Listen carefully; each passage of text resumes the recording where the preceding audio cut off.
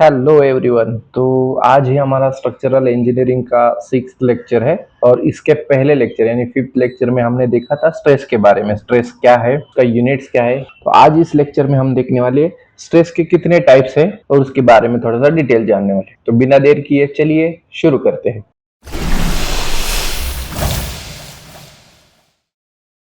थोड़ा सा पीछे का जो भी है वो हम एक बार ओवरलुक करते हैं। स्ट्रेस क्या है? Stress is the internal resistance to the external loading. इसी को हम जनरली स्ट्रेस बोलते हैं। Stress is defined as external load to the cross sectional area, generally stress denoted as sigma. Stress is external force to the internal area, यानी stress is sigma. Force को हम note करते हैं F से, area हमारा A. Force का unit है newton या किलोन्यूटन।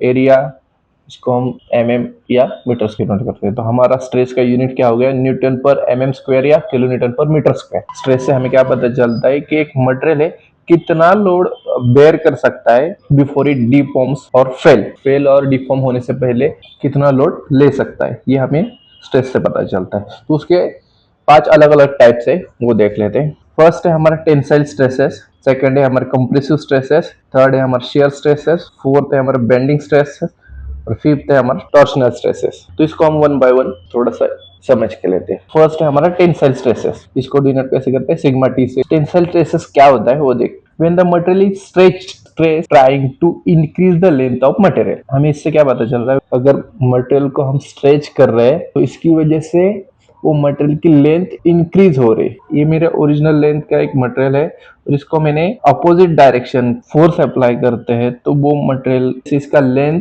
जो है वो बढ़ रहा है। अगर मटेरियल हमारा ओरिजिनल लेंथ से न्यू लेंथ अडॉप्ट कर रहा है, मतलब उसकी लेंथ बढ़ रही है। In short, if a material stretch trying to increase the length of a material, तो उसी टाइप्स के स्ट्रेसेस को जनरली हम टेंसाइल स्ट्रेसेस कहते हैं। मैं इसका एग्जांपल देखना चाहेंगे तो a steel rod under pulling force.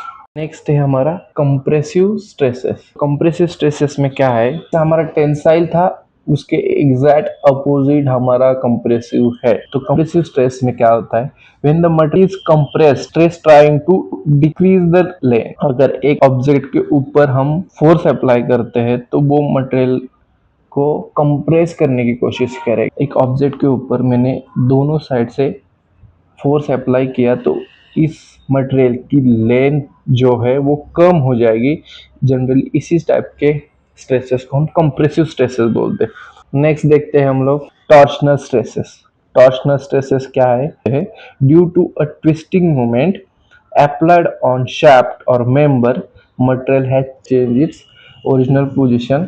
जैसे कि मैंने इमेज में दिखाया है, इसको क्लॉकवाइज एंटी क्लॉकवाइज दोनों भी फोर्स एक साथ लगाने के बाद मेरा मटेरियल ट्विस्ट हो रहा है। जनरली इसी टाइप के स्ट्रेसेस को हम टॉर्शनल स्ट्रेसेस बोलते हैं। नेक्स्ट है हमारा बेंडिंग स्ट्रेसेस। बेंडिंग स्ट्रेसेस में क्या है?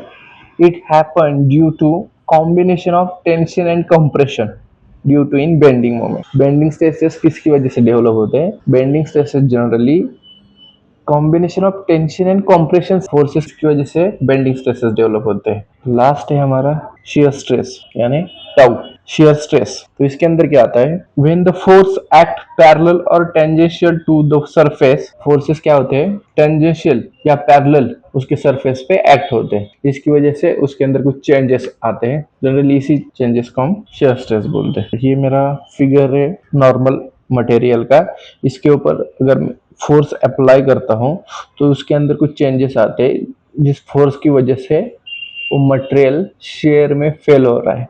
इसके लिए मैं दूसरे की इमेज शो करता हूँ। ये मेरा नॉर्मल मटेरियल था, इसको मैंने फोर्स लगाने के बाद वो शेयर में फेल हुआ है। तो इस टाइप के फेलियर को हम शेयर फेलियर बोलते हैं। तो इस लेक्चर में हमने आज जाना था कि स्ट्रेस के जितने भी टाइप थे कौन से थे। Tensile stresses, compressive stresses, torsional stresses, bending stresses and last one shear stresses. तो नेक्स्ट लेक्चर एक नया टॉपिक स्टार्ट करेंगे, shear force and bending moment. तो आज के लिए बस इतना ही। Thank you guys.